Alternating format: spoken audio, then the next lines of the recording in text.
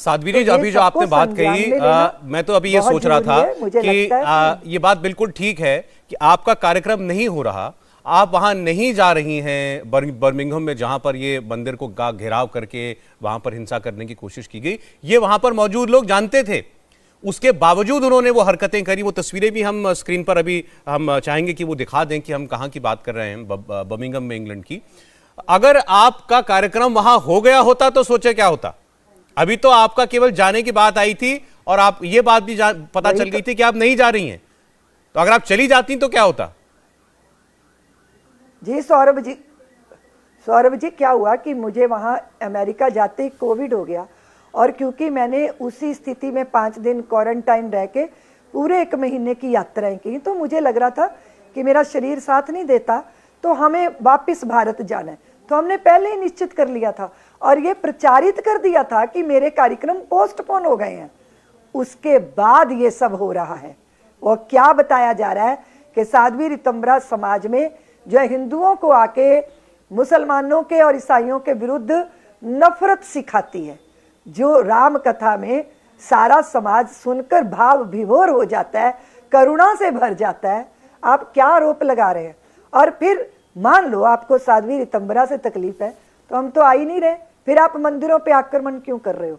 इसका मतलब आपका टारगेट जो है कुछ और है। वो ये है कि आपको हमारी आस्था पर आघात करना है, हमारे धर्म पर आघात करना है और हमारे समाज को भयभीत करके चिंता में डालना है। ये आपकी मंशा है। तो ये पैसे के बल पर होता है सौरभ जी, ये पावर के बल पर होता है और ये जनसंख्या के बल पर होता है। और आप जानते हो कि लोकतंत्र की व्यवस्था ये है कि राजनीतिक लोगों को वोटों के लोभ देकर दबाव में लाया ही जाता है, चाहे कोई भी हो, और वो सब उसमें सफल हो जाते हैं। और हम ये सोचते हैं कि मैं भारत के समाज को भी, जो भारत के बाहर है, उनसे मैं निवेदन करना चाहती हूँ सौरभ जी आपके माध्यम से, कि हमारे लोग उपराम रहते हैं, आत्मोन्मुखी रहते हैं, उनको बहुत ज़्यादा चीज़ों से लेना देना नहीं होता। लेकिन ये युग वो नहीं है, नहीं तो मौनम स्वीकार लक्षणम, सबको एक संगठित होकर अपनी शक्ति का परिचय देना ही होगा, तभी शांति की स्थापना होगी। और राजनीतिक लोगों को भी हमारे तथ्यों से अवगत करवाना।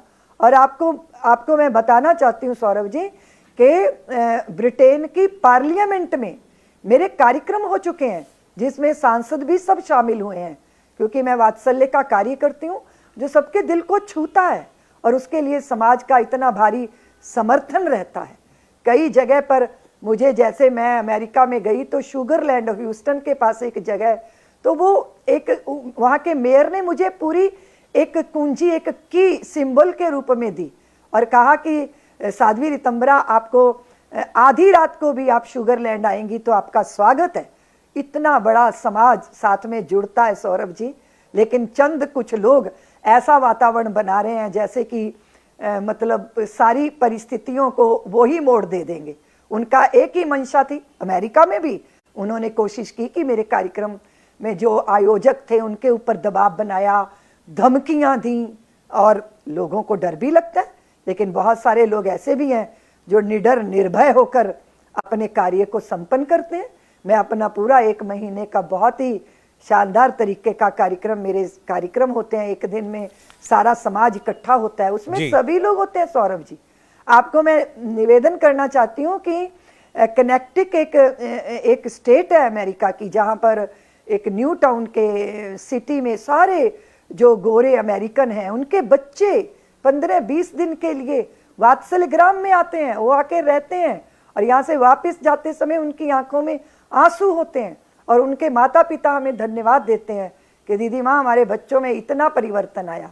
तो इतना सुंदर वातावरण बनता है मेरे प्रवास से, सब में सौहार्द, प्रेम, स्नेह, ये तो हमारे धर्म के सूत्र हैं। इंडिया टीवी हर वक्त हर जगह डाउनलोड करने के लिए सर्च करें India TV news Google play store या ऐप स्टोर पर।